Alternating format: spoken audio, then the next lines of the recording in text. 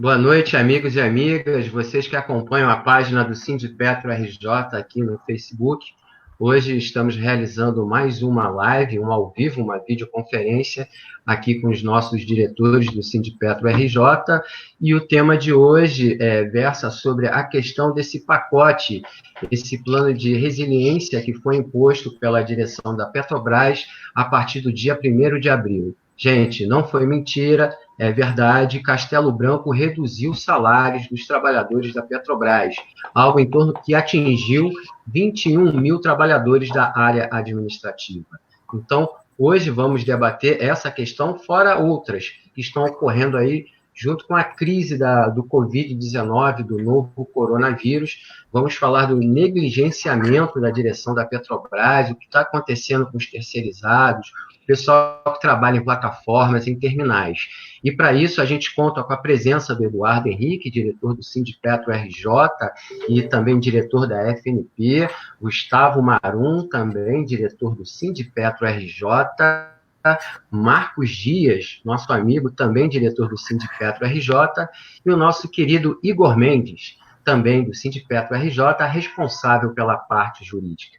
Bom, eu vou começar dando uma boa noite a todos vocês, e começo pelo Eduardo. Eduardo, dá um panorama geral do que está acontecendo hoje na Petrobras. Então, boa noite, pessoal aqui da live, boa noite, pessoal que está assistindo. Boa noite aí no modo que a gente pode dar boa noite nesses dias tenebrosos aí que a gente está vivendo, né? A gente, primeiro, antes de mais nada, é muito importante deixar claro, porque a empresa está mentindo descaradamente para os trabalhadores, não houve nenhum tipo de acordo ou negociação sobre nenhum desses itens. Nem no momento anterior, na primeira onda da resiliência, nem nessa segunda onda da resiliência. Certo? Para deixar claro, porque a empresa soltou agora um negócio de perguntas e respostas, e ela joga com as palavras. Ela pergunta uma coisa, responde outra e deixa parecer que está tendo alguma negociação. Houve, sim, algumas reuniões, como a gente acabou de ter uma agora, em que foram só reuniões para informar, só para saber informações que a gente já sabia, na verdade. Todo o debate que a Petrobras faz, toda a política que ela aplica, está baseada em alguns elementos. Um dos elementos é esse. O segundo elemento é não tomar as medidas na velocidade e na abrangência suficiente para combater a Covid. E o terceiro elemento não querer descontar nas costas dos trabalhadores. E aí que entra a segunda onda da resiliência. A primeira onda foi chamar os trabalhadores para mudar a escala, fazer um certo sacrifício, começar a parar algumas unidades, mas, e tudo isso sem a participação do sindicato. Hoje, a nossa tarefa, que eu acho que a gente entende como a tarefa, a missão dos trabalhadores petroleiros, enquanto trabalhadores do setor essencial, por assim dizer, algumas unidades, esse setor essencial ser voltado para o combate à Covid, né? Ou seja, produzir gás de cozinha, óleo diesel para os caminhões, para transportar alimentos, para os geradores dos hospitais, transformar as plantas no que for possível para ajudar na fabricação dos produtos para os remédios, próprio álcool gel. Tudo isso é possível e é o correto de fazer, destinar a Petrobras, nesse momento, destinar isso. E isso é bom saber, que ontem, inclusive, fazer uma saudação aos trabalhadores da saúde. Ontem foi o dia dos trabalhadores da saúde, meus parabéns aí. Agora, tem outras categorias que também estão não na linha de frente, estão expostas assim, ao problema da Covid com os trabalhadores da saúde, mas que estão, nesse momento, também trabalhando, virando noite, se expondo, que não é o caso de quem está, né, de quarentena, ou de isolamento social, ou de teletrabalho, mas que estão aí nas plataformas, atravessando o país de um lado para o outro. E o que a Petrobras faz? Essas pessoas, que são os petroleiros, então, ela Petrobras, inclusive, bota um anúncio muito bonito na televisão, ressaltando isso, e é verdade.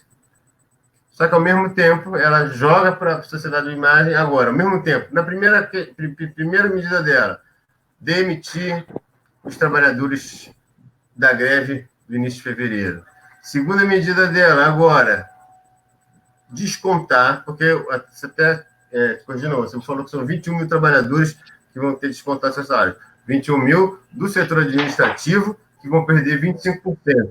E tem mais 3.200 do setor operacional, que pode chegar a 50% do salário, de um dia para o outro, literalmente. A Petrobras, olha, a partir de ontem, você já está ganhando metade do seu salário, metade do orçamento da sua família. Esses caras que estão, inclusive, mais na linha de frente, ou foram retirados do turno do operacional para o setor administrativo. E, inclusive, o grupo de risco. Ou seja, aquelas pessoas que estavam afastadas, como fosse uma licença médica, os caras pegam quem está de licença médica, não é exatamente isso, tecnicamente, mas quem estava com problema médico, afastado da produção, eles pegam isso e botam para ganhar metade. Essa é a política da Petrobras nesse momento. Não bastasse tudo isso, tem a cereja do bolo. Qual é a cereja do bolo? Esses trabalhadores, esses 25 mil trabalhadores quase que vão ser cortados, o remédio, o alimento, a escola, a Petros, certo? Que nesse meio tudo ainda tem o desconto da Petros, ainda vai ser cortado, vai ser cortado metade do salário dele para sustentar tudo isso.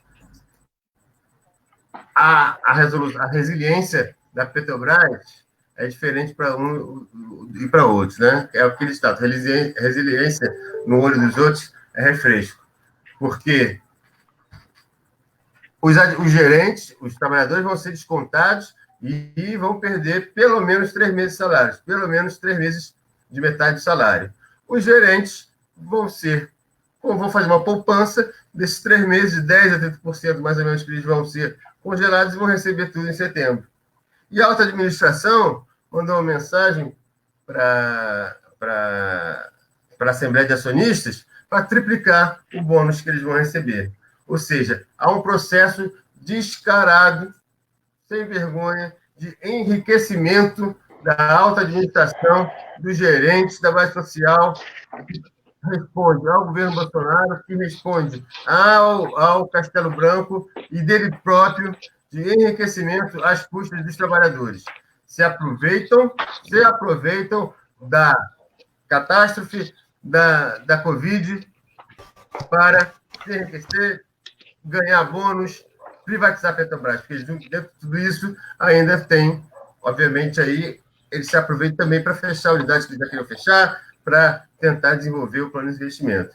Essa resposta, essa situação é que a gente tem que dar uma resposta, por isso a gente está realizando essa semana algumas reuniões setoriais, a gente inovou aí, vamos dizer assim, pelo menos para o nosso sindicato, com reuniões virtuais, fizemos setoriais no Edizet, 100, nas plataformas, na Comperge, no SEMPS, algumas foram bem pequenas, outras foram um pouco mais participativas. Vamos continuar esse processo agora, essa semana, para envolver mais gente, para discutir o quê? Discutir como que a gente pode dar uma resposta a isso. Então, a gente soltou também um manifesto, um texto aí para distribuir para a galera discutir. É importante a gente saber que a gente vai ter que dar uma resposta nos próximos dias. E aí eu termino com isso, para não me alongar mais. Nos próximos dias, a gente vai ter que dar uma resposta a essa situação, porque daqui a 3 dias, daqui a 10 dias, a gente vai ter parente doente, vai ter pai, avô, tio morto, vai ter gente doente dentro de casa, e a gente não vai ter mais vai ter menos condições de reagir e de se organizar. Então, a gente tem que se organizar, a forma que a gente se encontrou inicial de se organizar é fazer isso e discutir o que a gente pode fazer. Quais são os recursos que a gente pode usar nesse momento? Que a gente consiga discutir com a sociedade, se os trabalhadores petroleiros tiverem que cruzar os braços, fazer uma greve, usar o direito de recusa, decretar estado de greve, qualquer forma de mobilização com as armas que a gente tem contra essa covardia, A sociedade brasileira tem que entender que nós estamos sendo violentamente vítimas de uma covardia muito violenta. Por isso, o que a gente está falando é isso, discutir em cada local de trabalho como que a gente vai reagir a isso nos próximos dias, que isso é muito importante, porque a coisa está muito acelerada. Termino por aqui para não estender muito mais. Obrigado. Valeu, Eduardo. Eu vou agora para o Gustavo Marum. Boa noite, Gustavo Marum. E toda essa situação, você que trabalha na área administrativa está sofrendo na pele aí esse corte de salário. E aí, a avaliação do que está acontecendo em relação a isso em específico? Boa noite, Lobão. Boa noite aos companheiros aí, Eduardo, Dias, Igor. Obrigado pelo convite, viu, Lobão? E valeu. Boa noite também aos que estão nos escutando e nos assistindo. Realmente, nós fomos bastante impactados.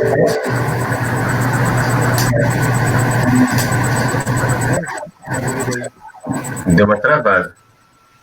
Estão me ouvindo? Opa, pode ir.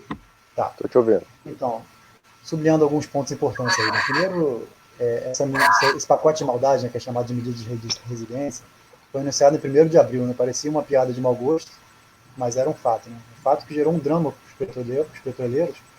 E, como falou o Eduardo, foi uma medida totalmente unilateral. Né?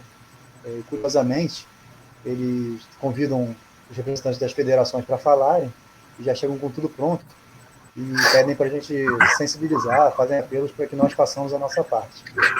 E aí o que foi colocado é que os trabalhadores sabem da gravidade do momento, estão dispostos a fazer a sua parte sim, mas que eles precisam ser convidados para discutir o cenário conjunto da empresa e pensar em quais são as melhores medidas para o conjunto da classe, né? Não só para os de cima. Né?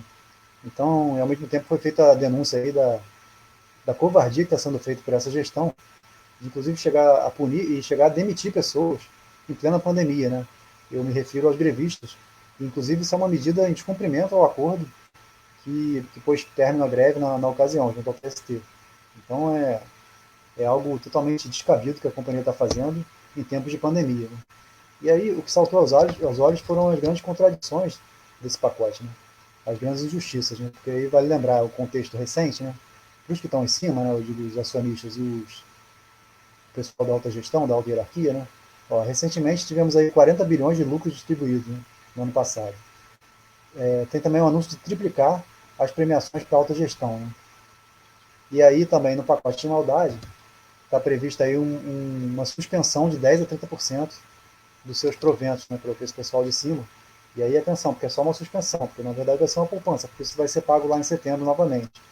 E não duvido que seja inclusive reajustado. Né? Isso aí é algo que a gente tem que pesquisar. E para os debates que eles estão propondo é o seguinte, já tinha vindo uma onda anterior, antes desse pacote, que era uma préviazinha do pacote, que já estava cancelando o avanço de nível dos trabalhadores, tá? Não era adiando não, cancelando mesmo. Só vai poder entrar no próximo ano. Estava se postergando também o pagamento de 2/3 das férias, que é algo que se paga corriqueiramente nas férias das pessoas, estava se postergando mais para frente, e agora veio a maldade final, que é o corte de 25% dos salários de 21 mil trabalhadores, né? E obviamente impactando também 21 mil famílias. E aí é bom fazer uma perspectiva de como é que é esse pacote, né, na sua dimensão financeira. Bem, eles estão pretendendo economizar por volta de 2 bilhões de dólares nos próximos 3 meses. Essa economia com relação aos salários corresponde a pouco mais de 100 milhões. É outra escala, tá vendo? Então, o que acontece? Essa contribuição nem é tão grande, mas vai ter um impacto muito drástico, né? Reduzir em 25% os proventos dos trabalhadores numa conjuntura como essa, não é qualquer coisa. Né? E aí vale lembrar também que já existe aí o caso de descontos de equacionamento da Petros, que é um verdadeiro drama que várias famílias estão passando. Então, assim, é uma empresa que diz que está adotando práticas de mercado, mas essa gestão é tão cara de pau, porque até outras empresas de mercado, como a GM, a Gol, ela está fazendo diferente, ela está escalonando esses descontos de forma gradual, à medida que se sobe na hierarquia. Então, quem está mais em cima paga mais. E aqui na Petrobras é o contrário, né? É escandaloso esse negócio. E aí também ficou muito evidente que o fato da gente estar... A gente não, né? Essa gestão está quebrando a integridade da empresa, deixa ela numa situação muito mais vulnerável, né? E a conjuntura está cobrando preço agora, né? As empresas de petróleo em geral buscam uma integridade do poço ao posto, né? Como a gente costuma dizer. e essa diretoria está desmembrando a empresa, privatizando e deixando a gente em uma posição muito mais frágil. Tanto é, se a gente fizer um resgate aí de dados, a geração de caixa operacional em 2011 era de 33,7 bilhões de dólares. Em 2019, atingiu a mínima série, mínimo valor dessa série aí, atingiu 25,6 bilhões de dólares, quase 25%.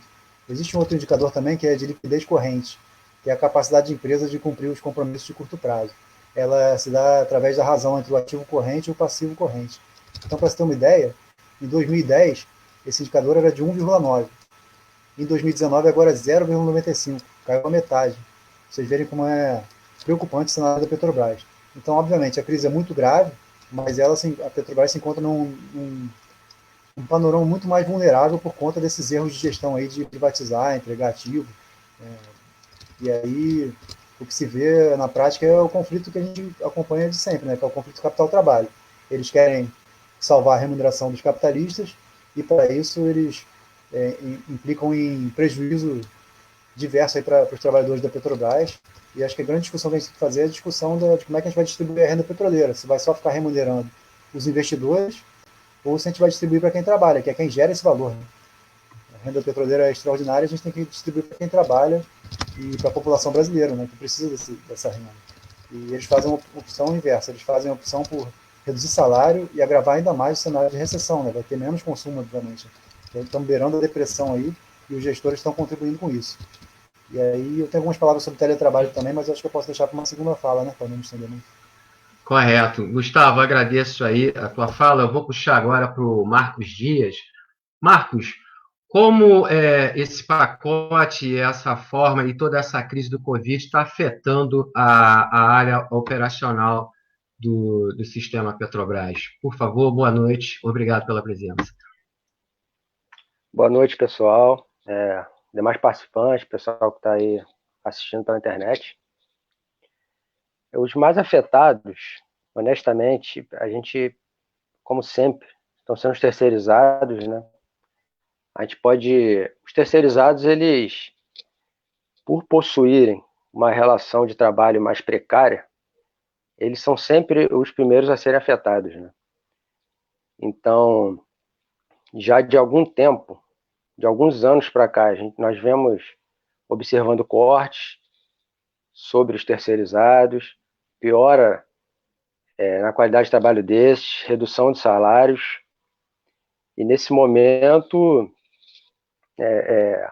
a situação tem se intensificado, né? Tem tido demissões de terceirizados, inclusive cipistas, em algumas unidades, e também tem um aspecto que é fundamental, que é o seguinte: nós vemos desde o começo dessa onda de coronavírus, quando a gente percebeu que chegou, que a doença começou a se propagar no país de forma a propagação comunitária, né, que o pessoal chama, nós começamos a cobrar da empresa que ela reduzisse as suas atividades apenas às atividades essenciais, que são aquelas que utilizasse o nosso parque industrial justamente para garantir um efetivo combate à Covid. E o que a gente observou num primeiro momento foi que a Petrobras até entendeu o recado, entendeu esse nosso pleito. Em algumas unidades, eles liberaram os terceirizados, eles mantiveram os terceirizados atuando só, fazendo as manutenções essenciais, emergenciais das unidades. Só que no segundo momento, eu acho que eles sofreram uma pressão aí do capital, dos donos das empresas e tal. Então, o que se observou é que todos os terceirizados em muitas unidades operacionais voltaram a trabalhar com todo o seu efetivo, né? Em algumas unidades, TABG, o TBIG, por exemplo, algumas empresas, a Marte Engenharia e outras, estão botando todo o seu efetivo, o efetivo dos seus trabalhadores lá, os terceirizados, sendo que eles estão efetuando, tu percebe que ali é por mero cumprimento de contrato, que na real o patrão ali não quer ter um prejuízo, então está colocando os os trabalhadores ali naquela condição, contrariando completamente as recomendações da OMS, né? Então, eles voltaram a trabalhar, sendo que não tinha essa necessidade. Eles estão executando as atividades até aquelas que não são meramente essenciais, né? Estão trabalhando como se não tivesse acontecendo a maior pandemia dos últimos 100 anos. E eles estão sendo submetidos naturalmente a uma condição que não tem como evitar aglomerações, né? Às vezes o trabalhador, chegam 80 trabalhadores juntos no mesmo horário, eles são obrigados a se aglomerar de alguma forma para entrar no trabalho, para almoçar, para fazer as suas atividades normais. Então, isso está acontecendo, né? E tem outras questões que ferem a existência, né? As condições mínimas existenciais, ao meu ver. Tu pega, no último ano, nos últimos 2 ou 3 anos, a Petrobras ela já vinha reduzindo o efetivo do contrato de limpeza, né? Então, os terminais, as nossas unidades, elas já estão com contingente bem reduzido de limpeza e do serviço de limpeza. E o que está se observando agora, justamente nesse período que as pessoas têm que ter maior zelo com higiene, a gente está recebendo denúncias que já acontecia antes, mas agora ficou mais evidente, que no vestiário dos trabalhadores terceirizados, a gente está faltando sabão, o cara lavar a mão, está faltando às vezes até água, entendeu? E é claro, porque também o efetivo de limpeza está reduzido a ponto que não consegue nem garantir uma troca, colocando os trabalhadores em risco de se contaminarem, né? O efetivo de limpeza está tão reduzido que não consegue nem garantir o refil ali do sabão dos vestiários terceirizados. Então é isso se propaga também para os próprios, né? Os próprios aí já estão cogitando em algumas áreas exercer seu direito de recusa, que é um direito legítimo, está previsto no nosso acordo coletivo. A gente estamos ouvindo queixas, né, relacionadas justamente a essa insegurança que os trabalhadores sentem, de não perceber por parte do empregador um zelo com esses cuidados de evitar aglomeração, de reduzir atividades, e tem sido isso, basicamente aí. Valeu, Marcão. Daqui a pouco a gente volta com você. Eu agora vou com o Igor Mendes. Boa noite. Agradecer aqui a sua presença. Você que é da área do jurídico do Sindipetro RJ, a Petrobras, a direção da Petrobras está cometendo ilegalidades? Boa noite aí, boa noite a todo mundo que está assistindo, né? São tempos muito complicados aí no âmbito do direito do trabalho, de complicações. A gente está assistindo aí os comunicados da OIT, os desdobramentos no mundo aí do que tem acontecido, e aqui no país a singularidade do que tem acontecido, né? Com um oportunismo gigantesco, né, um oportunismo no mau sentido do empregador, um empregador que muitas vezes foi pautado nesse governo aí de que não gostaria, de Estado mínimo, né? Agora o que se assiste é um bando de empresários querendo, agora sim, Estado, né? Querendo mamar aí nas tetas do governo, como é o que diz, e o governo privilegiando os empresários em relação à população. Bom, em relação à questão jurídica mais diretamente, né? Sim, as medidas que a Petrobras tem tomado, e como colocou o Eduardo, e colocaram outros também, de forma unilateral, né, pela Petrobras, e tentando passar a ideia de que existe qualquer negociação com o sindicato, quando não existe, né, tanto que as nossas medidas elas iniciam com o pedido da constituição de um comitê paritário, para que as decisões fossem tomadas e encaminhadas em comum acordo com os sindicatos, não por uma questão de marcar posição, mas sim por uma questão de que os sindicatos estão hoje com a atribuição de representar os trabalhadores e conhecem de perto a realidade de cada trabalhador. mais do que a alta administração, mais do que a hierarquia da Petrobras. A gente trabalha ombro a ombro com várias das pessoas que hoje estão em situação de risco. Então, a gente conhece mais da realidade para falar disso e pautar. Isso foi ignorado. E a gente assiste uma crescente, né, das medidas da Petrobras contra os trabalhadores. Várias dessas medidas são eivadas de licitude, né, como a questão da redução dos salários, como a questão da alteração do contrato de home office, que foi feito para as pessoas que trabalham 6 horas e passaram a trabalhar de 6 horas de forma diferente, como a questão do desimplante dos trabalhadores que estão hoje em turno, e diversas outras questões, se for pautar cada medida ali de resiliência que está colocada. Agora, entre a gente constatar, né, a ilegalidade que está colocado frente às normas, etc., e conseguir a determinação, né, para que aquela medida seja considerada ilegal e uma reversão, tem todo um processo. Né? E esse processo pode se dar... o sindicato é um dos meios de buscar, de reivindicar esse tipo de coisa, o Ministério Público é um outro meio, né? Então a gente tem atuado aí em conjunto com o Ministério Público, conversando, vendo como é que estão as situações que estão acontecendo, denunciando. A gente tem feito, já fez mais de 2 dezenas de denúncias ao Ministério Público do Trabalho a partir dessas coisas, fundamentando, dando embasamento para o Ministério Público para agir.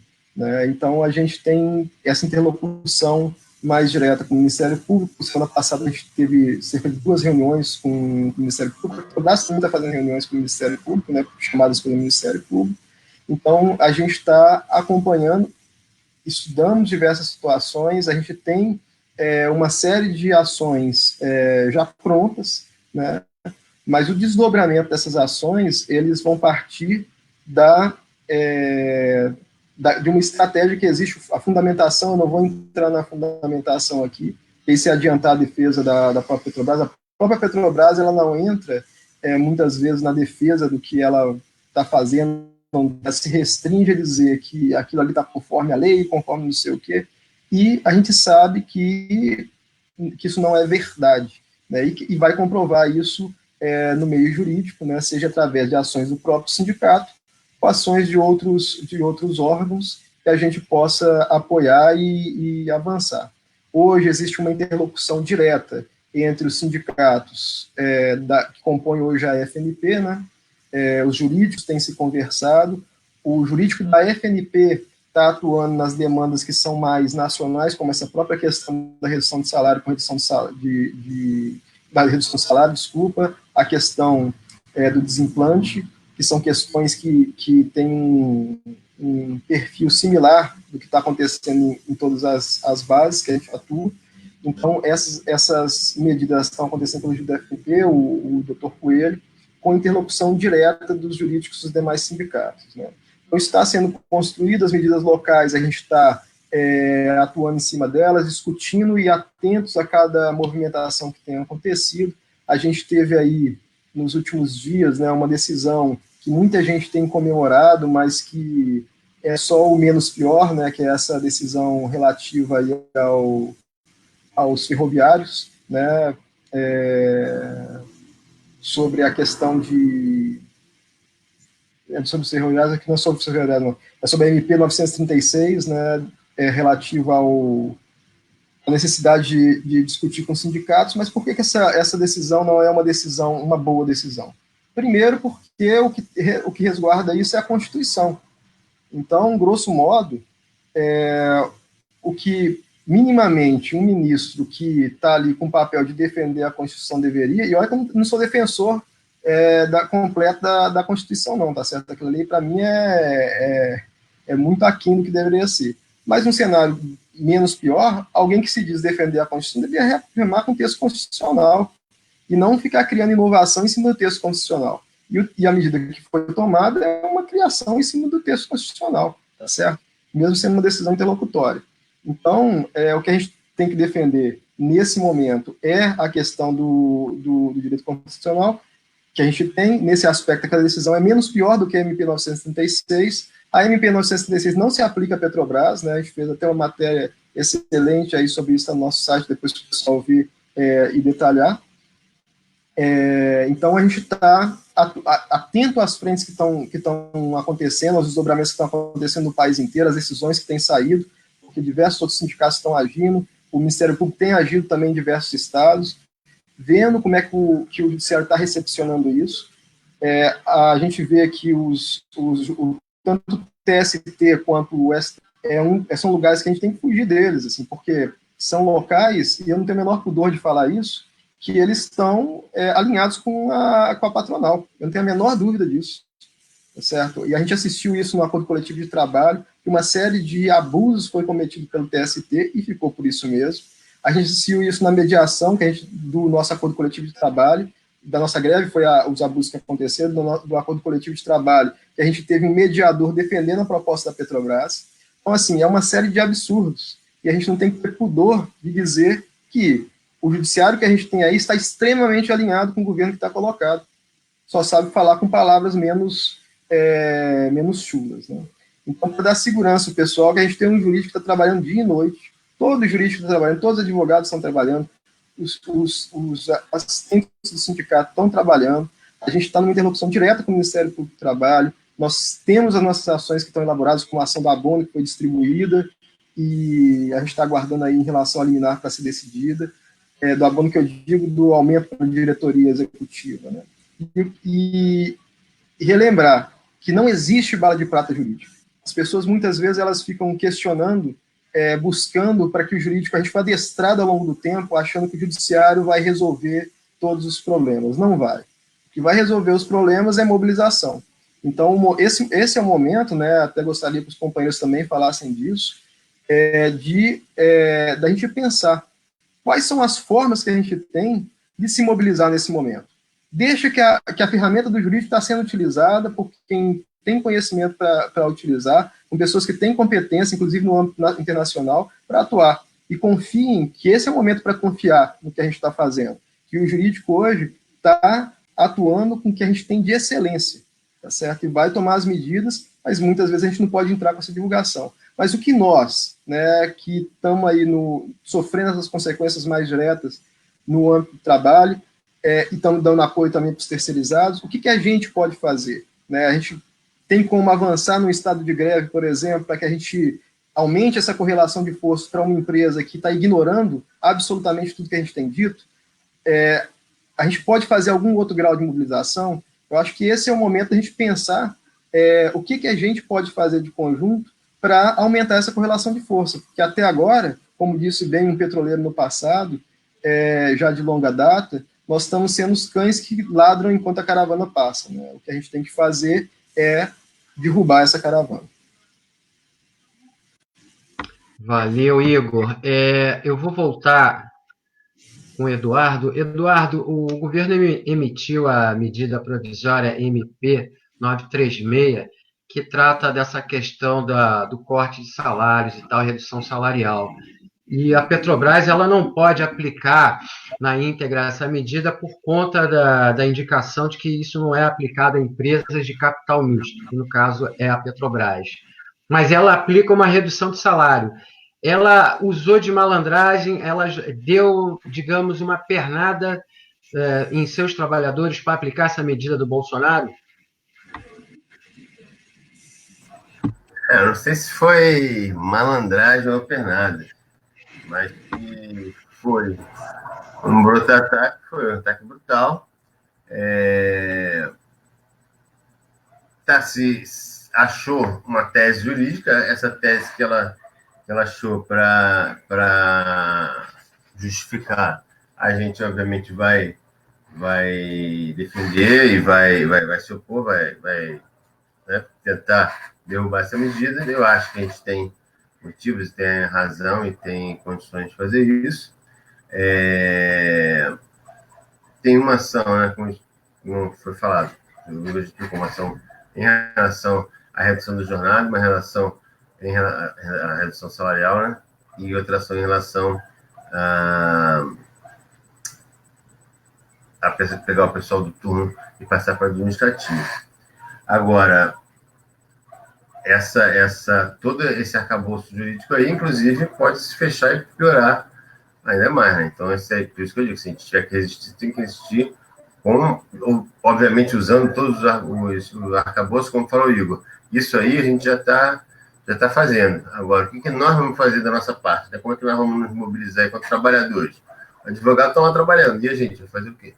E é isso que a gente tem que dar uma resposta firme, dizer que os trabalhadores não vão baixar a cabeça, vão se organizar com todas as dificuldades que tem, pandemia, com isolamento social, com distanciamento social, com a baixa frequência do pessoal na área operacional e mais baixa ainda na área administrativa. Tudo isso a gente vai ter que descobrir um jeito rápido de superar. Tem uma pergunta aqui da Ana Paula Matos. Ela está sendo bem objetiva na pergunta. Eu creio que é o Igor que possa responder isso. Qual a ação do Sindipetro RJ contra a redução de jornada de trabalho feita pela Petrobras? Existe um encaminhamento jurídico? Bom, isso aí foi mais ou menos o que eu comentei.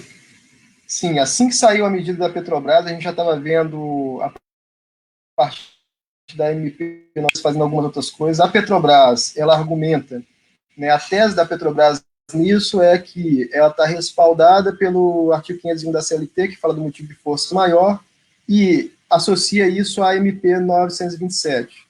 Só que, quando você lê de conjunto, o que a tese dela, basicamente, ela se embasa no 501 e no 500 fala do uso do motivo de força maior para a redução de 25% dos salários. Qual é o problema disso? O artigo 503 da CLT ele é extremamente questionável do ponto de vista constitucional, inclusive existe dúvidas se ele foi recepcionado ou não, né, pela Constituição de 88.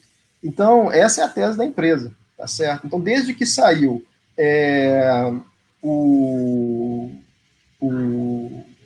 essas medidas de resiliência, né, como diz o Pardal, que é um companheiro aí da base, né, resiliência no olhos dos outros é refresco, né? Desde que saíram essas medidas, a gente está trabalhando em cima disso, está estudando os assuntos, aprofundando dentro das normas, e eu sempre falo com as pessoas, a primeira coisa é o que ela fala que vai fazer. Isso aí é a direção, isso aí já é questionável do ponto de vista jurídico. A forma como vai ser feita, o que eu posso dizer hoje é, a gente já tem ações prontas em relação a isso, e tem outras interlocuções prontas em relação a isso. Então, nas próximas semanas, e a gente sempre tem que respeitar o seguinte, às vezes vem uma pressão muito grande da base, por querer saber o seguinte, o que foi feito, eu quero saber o detalhe da ação, mas, gente, olha só, essa informação, né, do meandro da ação, primeiro, se eu divulgo isso antes da ação estar distribuída, isso cai na Petrobras, e a Petrobras já vai antecipar a defesa dela. Eu tenho que dizer que, por exemplo, no processo do aumento para a diretoria que está para ser colocado aí no dia 27, na Assembleia deles, assim que a gente fez o processo, a Petrobras, antes de ser notificada, ela já estava fazendo a petição do processo. A gente pediu uma liminar,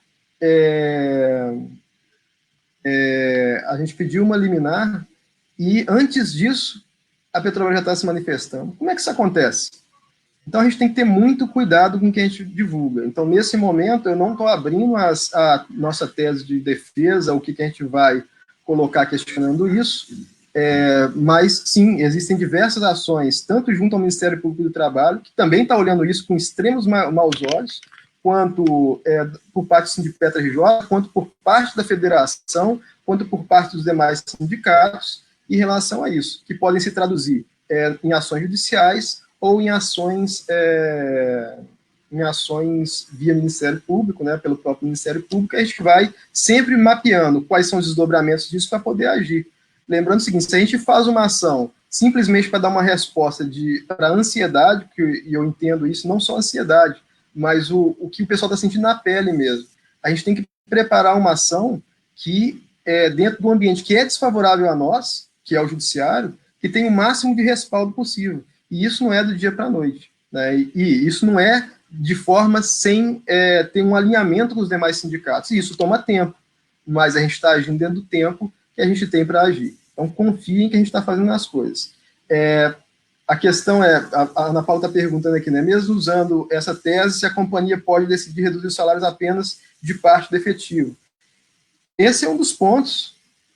Isso a gente, por exemplo, é uma das coisas que a gente acha que é um abuso, né? Então, todas essas coisas estão sendo questionadas. A Petrobras pode? A Petrobras tem um poder diretivo. E a gente está avaliando uma tese no sentido para também divulgar isso para a categoria do direito de recusa. Até que ponto eu tenho o direito de recusa de fazer o que o empregado está mandando fazer? Né? Se for uma coisa que atenta diretamente contra a vida, claramente, você tem que embasar e se recusar a fazer. Tá certo? É isso que está garantido no acordo coletivo de trabalho. Essa questão do coronavírus, ela pode gerar margem de interpretação. Então, o que a empresa pode fazer? A empresa pode fazer o que quiser. Eu sempre falo isso, a empresa pode fazer o que quiser. Se ela quiser amanhã dar demissão conjunta para todo mundo, ela pode. Agora, até quando que ela vai conseguir sustentar isso? Né? Quantos órgãos vão ser coniventes com isso? A gente vai ter que agir para impedir que isso aconteça. Mas ela detém o poder diretivo. Então,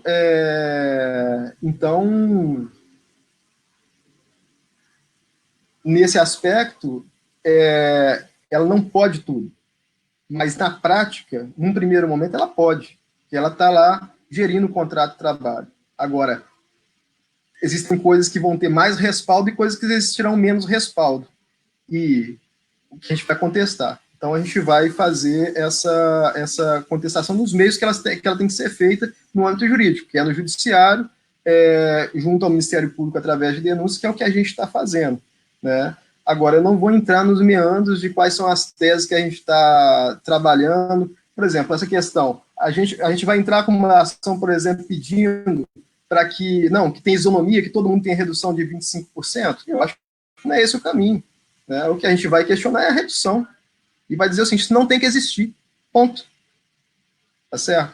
Então, assim, essa que é a linha que a gente tem agido. Né? O Gustavo Marum, você tinha pedido para falar sobre a questão do teletrabalho. Como é que está esse contexto aí do teletrabalho na atual situação do Covid-19? Então, isso é uma questão importante, né? Porque a gente pode dizer que a gente está vivendo uma espécie de quebra de encanto, né? Com relação ao teletrabalho. Muitas pessoas romantizavam sobre a natureza dessa modalidade de trabalho. É claro que ele foi necessário, dada a conjuntura, né? Porque realmente as pessoas não poderiam conviver em espaço fechado por conta da disseminação da doença, infelizmente. Mas a gente não pode normalizar essa modalidade daqui para frente, né? Isso aí nos prejudica de alguma forma. Na prática, a gente está observando, a gente trabalha muito mais, por aquilo que pareça, porque por diversos motivos, né? Por exemplo, não se respeita muito os horários de expediente, né? Muitas vezes você está com o status de ocupado, participando de alguma reunião, conversando com uma pessoa, e ainda assim você é acionado, né? As pessoas estão com dificuldades particulares em função da pandemia, né? Por exemplo, as crianças estão em casa, né? Então, principalmente a sobrecarga que cai no colo das mulheres aí, né? De cuidar da casa, das crianças, sendo que as famílias mais responsáveis deixaram a faxineira e a babá na casa delas, né? Inclusive pagando esse salário, e aí a sobrecarga é muito maior, né? Para além disso, todos os custos de sustentação do ambiente, que eram da empresa, agora ficam com o trabalhador, né? Estou me referindo à internet, à energia, água, café. Tem relatos aí de problemas de ergonomia, né? Já mais de um colega de trabalho me falou que a cadeira não é confortável para ficar muitas horas, já teve gente que teve que comprar uma cadeira, né? Então, são vários problemas que vão se somando aí, né? Tem uma questão de ansiedade também, porque a tarefa está muito ao alcance, aí, muito perto da gente, né? E a gente está sendo cobrado por várias tarefas. Então, gera essa ansiedade de você querer resolver as coisas e poder, a qualquer momento, voltar para o trabalho.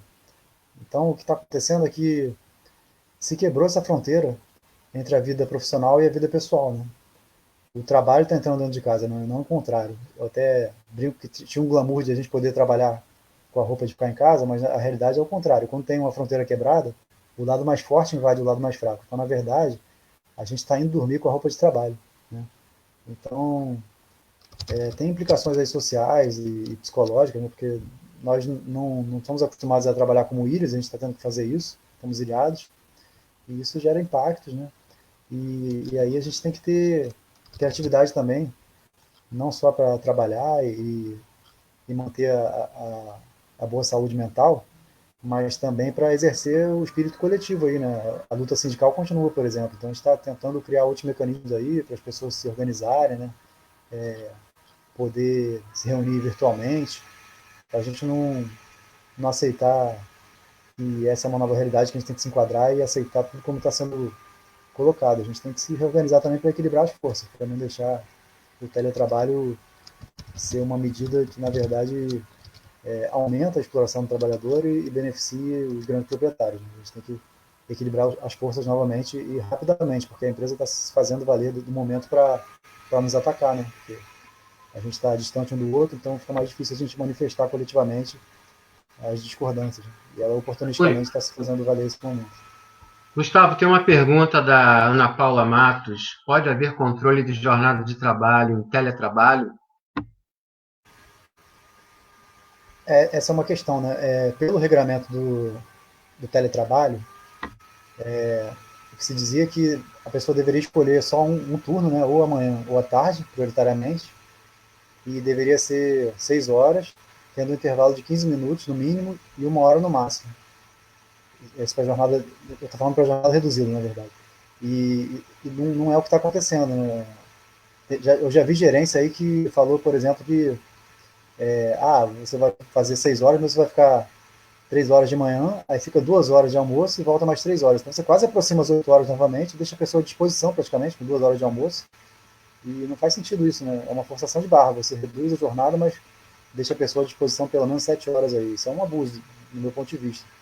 Com relação ao teletrabalho, no lançamento lá do ajuste de horas, o código ocupa o dia inteiro, então a gente tem pouca margem também para poder lançar horas além do expediente, por exemplo. Então, a orientação é que se negocie com o gerente imediato, primeira coisa, como tem redução de jornada, se negocie você pegar menos tarefas ou esticar os prazos das tarefas que estão contigo, e se você tiver que fazer horas além do expediente, aí você vê qual o código você deve lançar. Né? Está se dizendo para lançar o 2001, que é o serviço externo, e complementar com as horas através de 2013, as horas a partir das 18 horas, complementar com essas horas para não perder, caso você faça mais do que as 6 horas diárias. Mas tem que ser negociado com o gerente. No limite, eu acho que tem que ser rígido com o horário. Se eles estão impondo para a gente uma situação, então não passemos das 6 horas. Deixa eu penalizar, porque é uma opção que eles estão fazendo. Se atrasar, avisa para o gerente que vai atrasar. Ok, Marum. Bom, eu faço agora a pergunta para o Marcos Dias. Marcos, você tem sido muito enfático nessa questão do direito de recusa e tal. Pode falar mais sobre isso, por favor?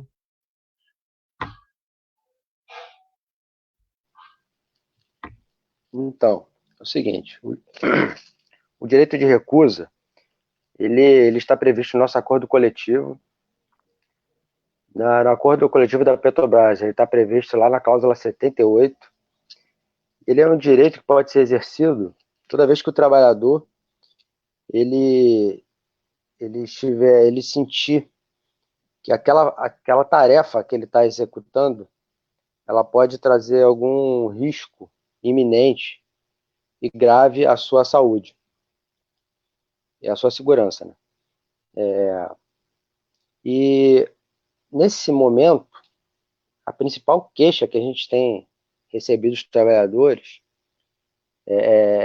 com relação aos trabalhadores operacionais, principalmente, né, aquele pessoal que não está de home office, é que por conta das medidas insuficientes da Petrobras, né, o ambiente de trabalho tem estado, de certa forma, insalubre. Como eu mencionei, em algumas unidades, dezenas de trabalhadores se aglutinam para entrar no local de trabalho, se aglutinam nos refeitórios, e por conta disso, nós entendemos que o direito de recusa, guardadas as devidas, desde que utilizado de maneira justificada e seja devidamente enquadrado a determinadas situações, ele pode ser exercido de forma plena nessas situações. Entendeu, Lobão? Então... Ok, Marcão, obrigado.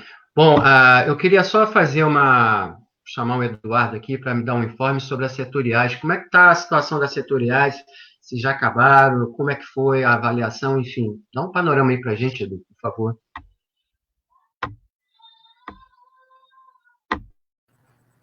Não, a gente fez uma primeira rodada. Eu acredito que a diretoria deve encaminhar uma segunda rodada agora, a partir de amanhã. Na verdade, a gente estava agora, até as 6h30, a gente estava no colegiado. A gente interrompeu o colegiado para poder fazer essa live aqui. Depois vai voltar agora às 7h30 para a reunião.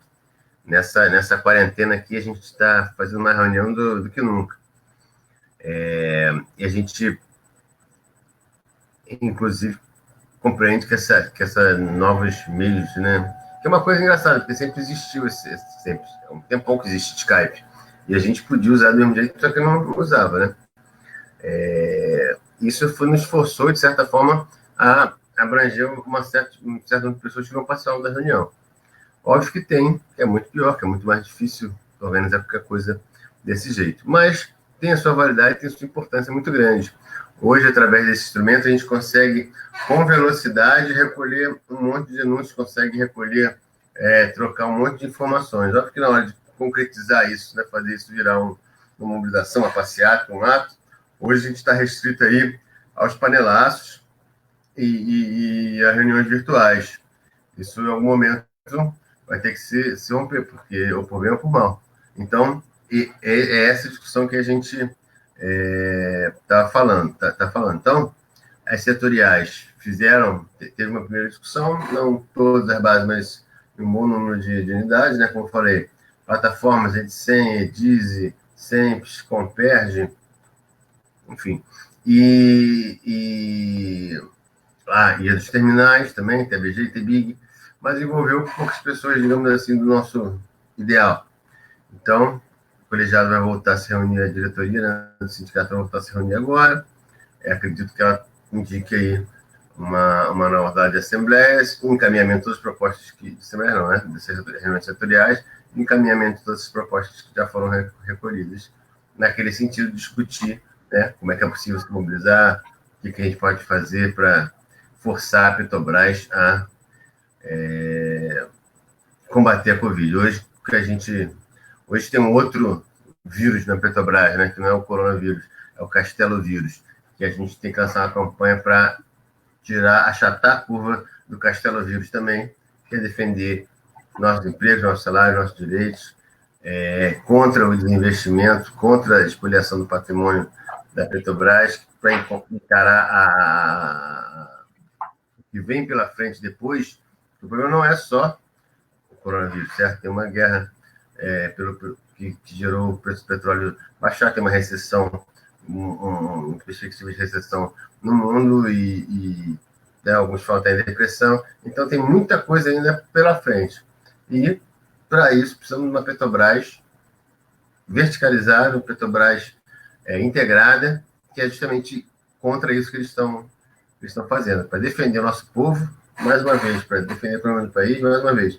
Nós vamos precisar botar os petroleiros no controle da Petrobras, controlando a produção, o que é possível, necessário fazer, etc. Isso não é uma discussão sempre de uma hora para outra, mas a gente tem que discutir que esse é o nosso papel. Eduardo, eu posso considerar como sendo a sua consideração final, essa sua fala, ou você quer alongar aí? Tá bom. Tranquilo? Quero agradecer a sua participação, querido. Grande abraço. Bom, Igor, considerações finais, por favor. Bem rapidamente, né, só respondendo aqui a Ana Paula, sim, jornada de trabalho, home office pode ter controle de jornada, sim. E final, não tenham em mente, destruam essa ilusão dentro de vocês de que o judiciário é fim da luta. É a luta, que muitas vezes a gente explora a contradição para mostrar justamente que o que garante direito, o que garante a possibilidade da gente de direitos mínimos mesmo, né, é a nossa organização enquanto trabalhadores, é a nossa disposição para, inclusive, se expor, porque não existe luta sem exposição. sem exposição, que a gente tem é covardia. Então, o que existe é luta e luta com exposição, sobretudo nesse momento, tá bom? Então, venham para a luta, pensem em formas de se organizar e lutem. Não acreditem que o judiciário tem bala de prata, que vai resolver as coisas, que, quando muito, ele vai fazer uma mediação entre os abusos que estão sendo feitos. Tá bom? Um abraço aí para todo mundo. Valeu, Igor. Um abração, cara. Gustavo Marum, suas considerações, por favor. Então, eu acho importante a gente resgatar aí o papel da Petrobras, né? Ela foi fundada como uma empresa que deveria ser a mola propulsora do país, a espinha dorsal, e realmente é fundamental na nossa economia. E eu acho que o momento é muito crítico, né? Ao mesmo tempo que ela foi fundada com esse propósito, desde então ela tem sido sabotada, né? Na verdade, mesmo antes da fundação, já não queriam nem que ela fosse fundada. Foi uma briga e tanto, né? Foi uma guerra de movimentos sociais amplos para que fosse fundada a Petrobras através da campanha do Petróleo é Nosso. E eu acho que hoje a gente está vivendo um momento muito crítico, que esses sabotadores estão ganhando espaço e estão conseguindo destruindo a Petrobras de dentro para fora. E eu acho que a gente tem que estar muito alerta, né, todos os trabalhadores da Petrobras, porque não é só uma questão do nosso salário, das nossas condições de trabalho. É uma questão de integridade da empresa, uma questão de soberania do país. Então, por esse motivo, a gente tem que buscar que a sociedade volte a abraçar a Petrobras, e para isso a gente precisa fazer uma discussão de projetos de Petrobras. A gente tem que discutir, por exemplo, esse absurdo que é a política de paridade de preços com o petróleo internacional, com cotação internacional, que impacta drasticamente na população, né, gerando carestia em todas as mercadorias que são transportadas basicamente pelo modal rodoviário, né? Então o aumento do diesel impacta em todas as mercadorias, penalizam os caminhoneiros, penalizam os taxistas, motoristas de Uber e toda a população. E prejudica a Petrobras também, por incrível que pareça, né? Porque está facilitando a concorrência, está, né? Viabilizando a importação, fez a gente perder aí 30% do mercado e está deixando as nossas refinarias ociosas. Então esse tipo de discussão é importante a gente fazer com a sociedade para que ela volte a abraçar a Petrobras, porque sozinhos nós não vamos conseguir defender a Petrobras. A gente precisa de toda a sociedade defendendo, todos os movimentos sociais juntos conosco. Então vamos manter firme aí na luta, pessoal. Não desanima não. O momento é muito novo, a gente vai ter que ser muito criativo para não deixar esses caras passarem por cima da sociedade brasileira. Valeu, Lobão. Valeu todo mundo que está escutando. Valeu, Marum. Marum, você está com o ventilador aí ligado, não? Um barulhinho. Não, na verdade é o cooler do próprio notebook, cara. Desculpa aí, mas não sei nem. Não, tranquilo. É o cooler interno. Espero que não tenha prejudicado. Deu para ouvir, né? Não prejudicou em nada, foi muito bom. É só para dar uma relaxada, Marum. Valeu. Marcos Dias, considerações finais, por favor. Então, pessoal, eu acho que está bastante claro, né, que essa crise que a gente está passando agora é a pior crise da minha geração, pelo menos, da nossa geração, que o regime, o sistema econômico atual que a gente está submetido, ele privilegia a produção, a circulação de bens em detrimento da saúde, da vida da população, que não dá muito, e na minha concepção sincera, não dá para esperar muito, não dá para ficar esperando muito do legislativo, do judiciário. Ao longo da história, já foi demonstrado que todas aquelas situações em que os trabalhadores eles conseguiram fazer valer, impor a satisfação das suas reais necessidades, foram aquelas situações em que os trabalhadores se auto-organizaram, pegaram com as suas próprias mãos a tarefa de cumprir determinadas tarefas para que a produção caísse em suas mãos, para que o sistema político virasse para o atendimento às suas necessidades. Então é justamente isso que eu conclamo, chamo todos os trabalhadores, todas as unidades a se organizarem, a buscarem tarefas próprias nas suas respectivas unidades, coisas pontuais, como eu estava falando com o direito de recusa, por exemplo. Vamos fazendo levantamentos sobre aquelas situações que estejam oferecendo risco às suas saúdes, tragam para o sindicato, vamos buscar pensar formas de reinventar a nossa maneira de lutar e para barrar tudo isso. Esse projeto privatista do Castelo Branco, esse desgoverno do Jair Bolsonaro e de todo esse legislativo. Obrigado, gente. Estamos juntos. Boa noite para todos nós. Bom, amigos e amigas, eu quero agradecer a todos que participaram aqui de alguma forma dessa live, quem comentou, quem deixou seu recado. Enfim, eu quero agradecer a vocês, diretores, Eduardo, Igor, Marcos e Gustavo Marum, muito obrigado. E mais uma vez reafirmando o pedido, né, pessoal? Vamos ficar em casa, não vamos dar sopa. E quando for à rua, ao supermercado, eu indico que você vá no primeiro horário, o horário da manhã, assim que abre. Vamos evitar o risco, vamos usar máscaras, higiene pessoal, lavar as mãos, enfim. Vamos nos cuidar, precisamos, porque os índices e os números estão aumentando, o corona está se alastrando aqui no Brasil. Vamos nos cuidar, e é isso aí. Muito obrigado pela audiência, boa noite a todos e até a próxima. Valeu. Valeu, Lobão. Valeu, galera. Um abraço.